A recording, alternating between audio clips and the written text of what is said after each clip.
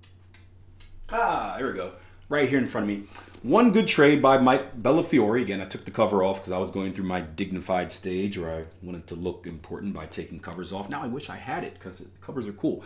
But one of the coolest rules I got from this book, One Good Trade, was during the interview process. So when Mike Bellafiore and the guys at S&B Capital were interviewing traders to work for their firm, they would give them a series of tests. And they weren't just all technical tests. What do you see? What's this? What's your strategy? But some of the tests were like, hey, what is your rule for this? And if you couldn't answer that question in 6 seconds, then you probably didn't have a rule. And that's something that I use to this day, where if a trader asks me, hey, what do you think about this, blah, blah, blah, blah, and I'm like, well, you tell me if it's a good trade. What was your reason for getting involved? If they can't give me a very specific and direct answer in 6 seconds, then I don't believe them. They're making it up. It's not rules-based. This is actually how I found out a lot about myself and my trading career, really one of the turning points in my career. This is before I met my mentors. It was actually my first conversation with my mentor on the phone. And he was talking to me about some stuff, and he was asking me about my trading history and where I'm at. And I was telling him what I was doing. I didn't have any rules for anything. I was just doing random stuff, right? I was a wild cowboy, right? Shooting trades off at the market. Getting shot myself most of the time, though, but still shooting them off, right? And I remember him asking me these questions about my strategy, and I would just like make up this random stuff, right? Like a kid lying to his parents. Oh yeah, I do this. And he would ask me a very specific question. Well, what does it mean when you have a violation? Well, a violation, when the thing does the thing, it does the thing. So does that mean a price has to break, or does it have to close above a level? Right? So we kept going on and on and on this for a while until it got to the point where I accepted the fact, like, I don't really have any rules for anything I'm doing. And it was that final punch in the face that woke me up and made me realize the importance of rules-based trading and consistency. So think about that next time you're explaining to someone or asking yourself, is this a trade I should be in? Number 6, risk management isn't about being safe. It's about staying alive enough to win. And yeah, that's true. I think safety is part of risk management because risk management stops you from blowing all your account and going broke. But the truth is this, right? I learned this from Steve Burns. This is an awesome fact. So understand that the majority of your trading career is going to be spent in a drawdown. A drawdown is the period between previous equity highs and new equity highs. So for example, if I'm trading on Monday and I have a $10,000 account, and let's say that I take a loss on Monday and I go down to 9,000, whatever it may be. That's a big loss. But let's say I take a string of losses and I go down to 9,005, right? 9,500. I may go up the next day to 9,600 and then to 9,700 and then 9,800. And it may take me 2 weeks. I may be holding steady at 9,999. So despite me having 2 weeks of straight winning, guess what?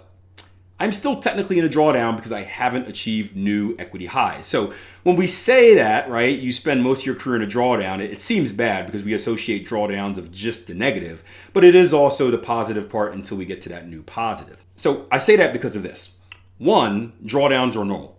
Every trader, you over there, right, me, all of us go through drawdowns.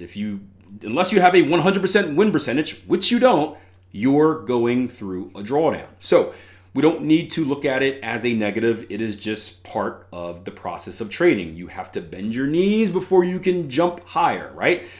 And the thing is this, successful traders, or let me say this, struggling traders go through drawdowns and they make mistakes. They panic, they increase position size, they do all this dumb stuff trying to fight the drawdown, swim against the current, and they end up getting themselves in a worse position and account goes blow, right? Blow up, account blows up, words, there we go. A successful trader, on the other hand, accepts the drawdown and they use risk management so that even though they're in this negative period of trading, right, the hits that they take are very minimal and they know they're going to survive them. So the only question is, right, when is my new equity high going to come? It's not an if it will come. It's not of, oh my gosh, I hope it comes. No, it's when will it come?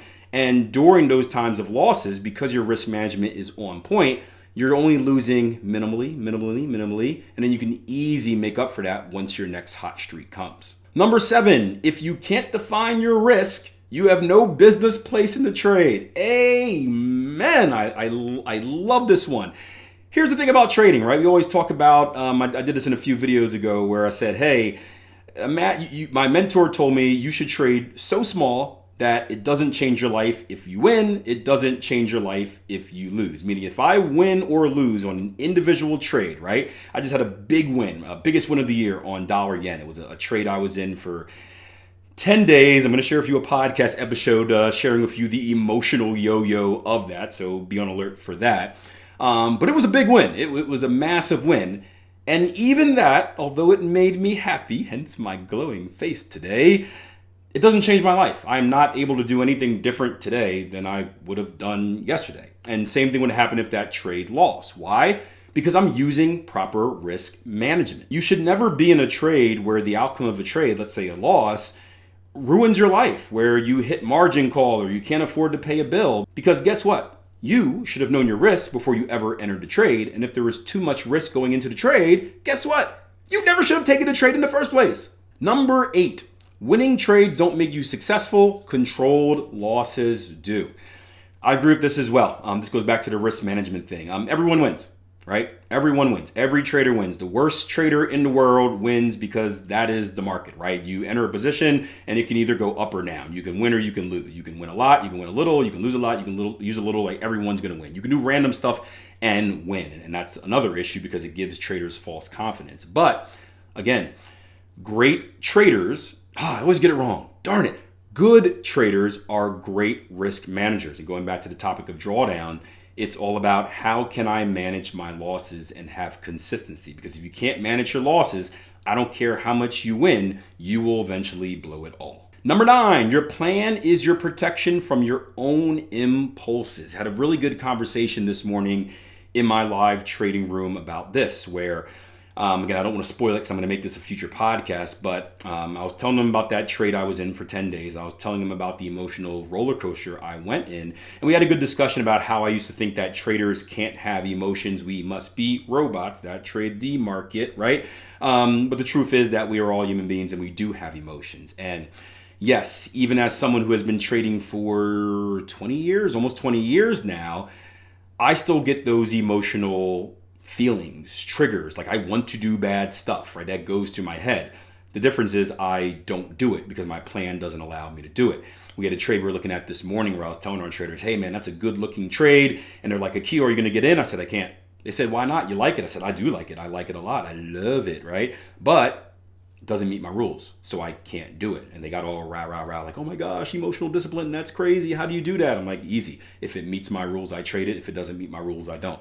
So that's our barrier. That is our protection. Number 10, gambling asks for luck, trading asks for preparation. Yep, doing random things and getting random results is all luck. You have to hope the dice roll your way, no pun intended.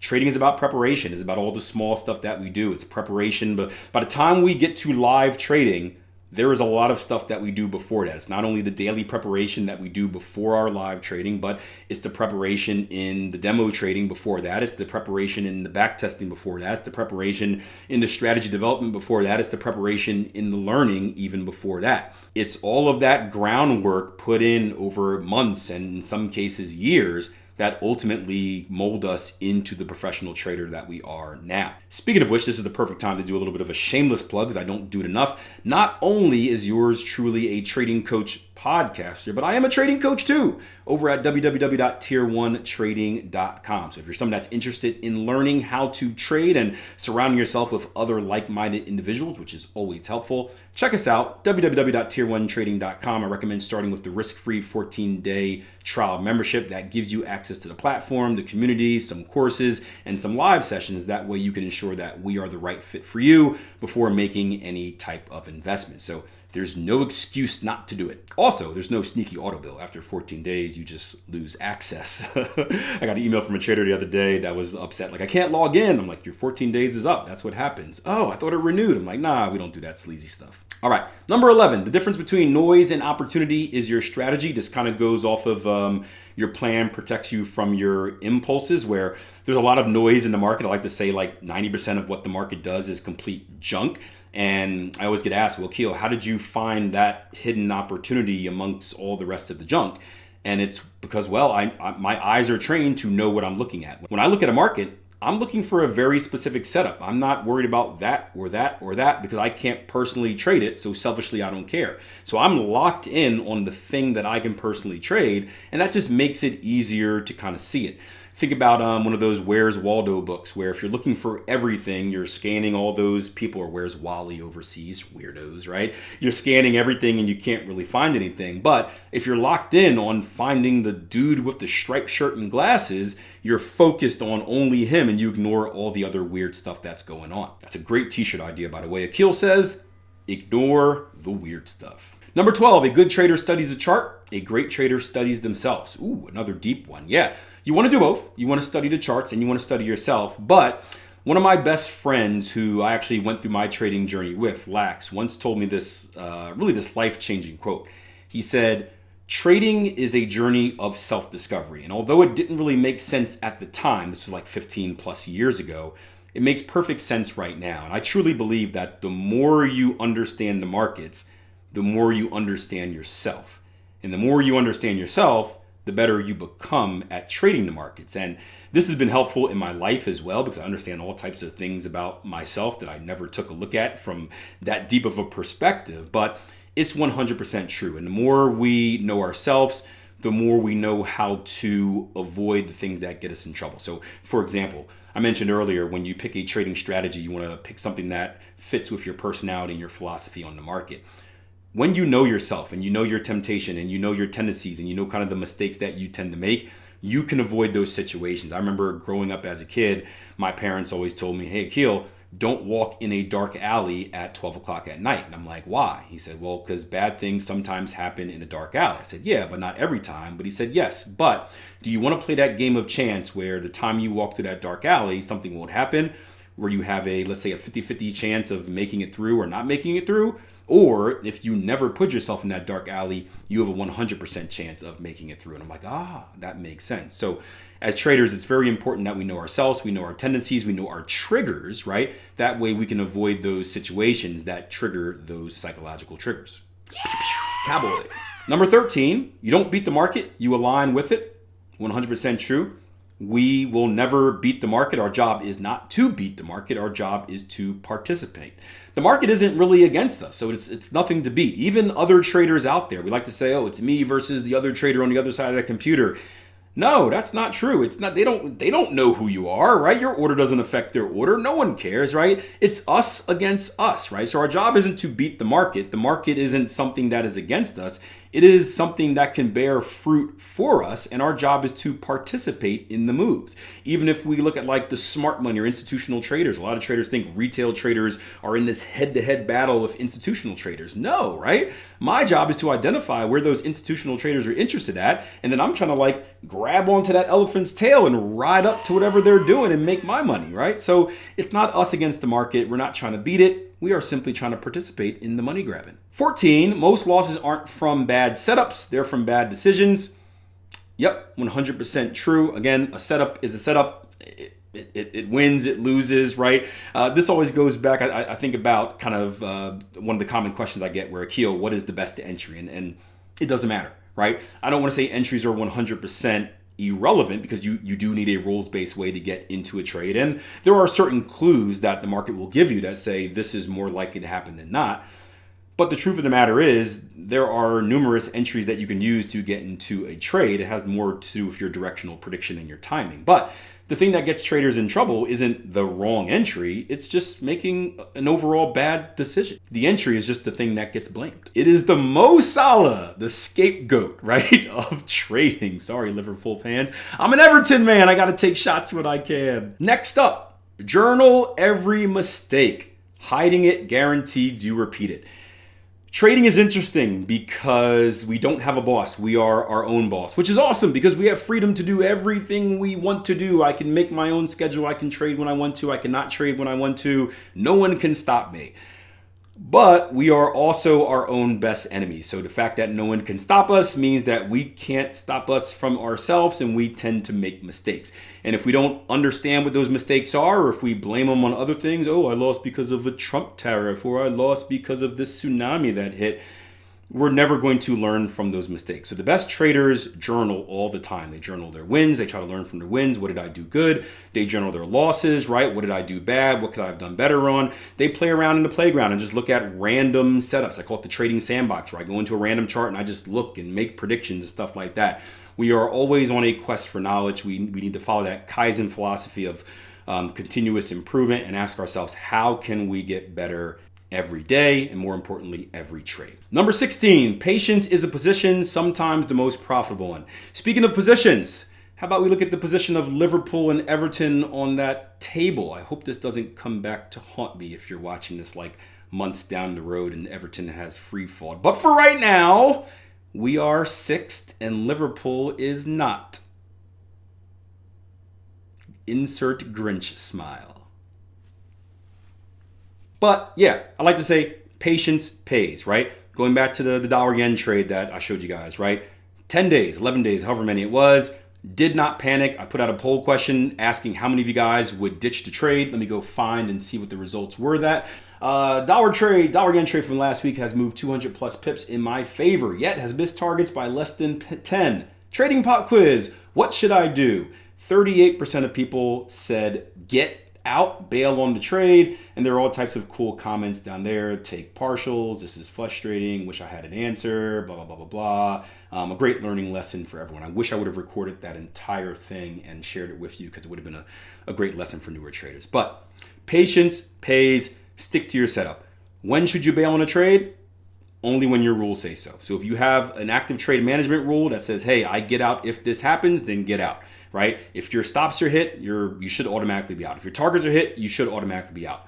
Aside from that, there's never any reason to get out unless there is some sort of rule that you have put in well in advance of taking the trade. You just can't, going back to the freedom of being our own bosses, right? You can't be in a trade and then like halfway through the trade, you get scared and then you start writing down, I give myself permission to exit trade now, sign Akil Stokes, because I'm the boss, right? You can't do that, right? Your rule has to be set before you ever take the trade. Don't try to find a loophole in this, man. Come on, you know what I'm saying. 17, if you're treating trading like a business, it pays like one. Treat it like a game and it charges you. Yeah, I wish I remembered the quote from one of my mentors. Jason Stapleton always said this. He said, businesses make money, hobbies cost money. If you treat trading like a hobby, it is going to cost you money. If you treat trading like a business, it will make money for you. And treating trading like a business is everything we've spoken about with rules and patience and discipline, all the small things that we're doing in preparation before we actually get to live trading, and everything on the risk management, money management, scaling, size, how much you take out. There's a whole other realm of it. But you need to treat your trading like a business. Number 18, the goal isn't to win every trade. It is to follow every rule. I got a simple statement from this. I live by it. Process over outcome.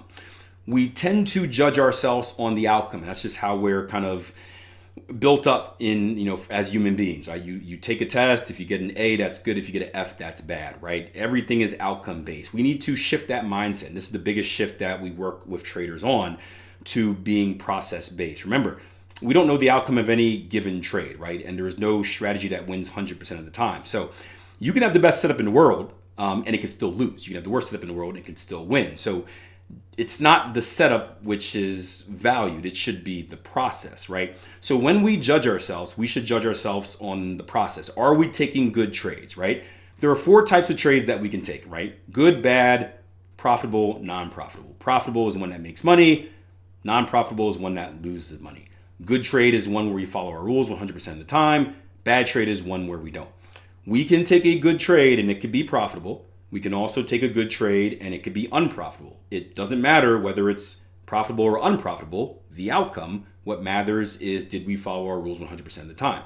On the other hand, we can take a bad trade. A bad trade could be unprofitable, right? It could lose money. A bad trade could also be profitable. And this is what weirds people out, right? This is why we have to judge ourselves on the process. If we consistently take bad trades, the law of large numbers say that we will lose money. If we consistently take good trades, the law of large numbers say that we will make money. We have to focus on that process. Number 19, edges appear to traders who wait, not traders who chase. You will find what you're looking for in the market. I warn people of this all the time during slow markets. Winter is coming up, so this is going to be one of them. If you want to find something bad enough, you will. One of the things that I do with our traders a lot is I tell them, hey, give me any chart, any time frame, any asset class, and I guaranteed I can tell you a reason to get long and a reason to get short. Like, how can you do that? And it's because our brain will create it. There is a reason to get long and short all the time in the market. That's why there are buyers and sellers. And if our brain wants to do something bad enough, we will convince ourselves to do it. It always reminds me of like the Oreo scenario where it's like I'm trying to cut sugar out and there's a big box of Oreos because my kid loves Oreos and I know I'm not supposed to eat it. I know I'm not supposed to eat it. I know I'm not supposed to eat it. And then I eat it. And I justify by saying, you know what? The sooner I eat these Oreos and the more of these Oreos I eat, the less temptation I'll have to eat Oreos in the future because there'll be no Oreos left. So I shove Oreos down my mouth because I've justified it. And then I just buy more the next week and I repeat the process, right? So we can create any excuse that we want. We just shouldn't. Number 20, success is boring because discipline is not dramatic. Trading is boring, right? Trading is boring. Once you become a good trader, a methodical, rules-based trader who is consistent and disciplined, it is really boring because we're not looking at this one day. We're not looking at that next day. We're not shooting our cowboy guns at the market. We are looking at the same process every single day. Identify, predict, decide, execute. Higher high, higher close. Wait for a pullback in the structure. And the next bar market targets go. Right? It's the same thing. And it gets boring. And some traders don't like that because they get into trading for the action. But that is the same reason that reckless gamblers go to the casino, for the bells and the whistles and the action. Trading is a business. We just mentioned this. I'm not here for the action. I'm here to make the money, right? If I want excitement, you know what I do? I use the profits that I made from trading and I go do something fun. That's how I have my fun. I'm not in the markets to have fun. Now, I personally do enjoy it, but the point is, it gives me passion because I love the markets, but I'm not in it looking for it to be like an action flick, right? I'm just here to do my job and cash out. Last one, number 21. When you stop gambling and start planning, the market stops intimidating you. Couldn't say it better.